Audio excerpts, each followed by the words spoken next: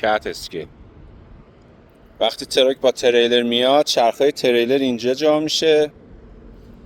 از این خط زرده که بگذریم به این چرخهای عقب میگن اکسل درایو، محور.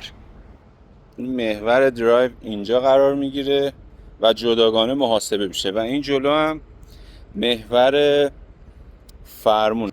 راننده از اینجا دکمه رو میزنه، صحبت میکنه، میگه اولین بارت میای یا بار دومت میای. دفعه اولت اگه باشه فکر میکنم $25، دفعه دوم 5 تا 7 دلاره. توی امریکا دوتا محور تریلر عقب نباید بیشتر از 34,000 پوند باشه.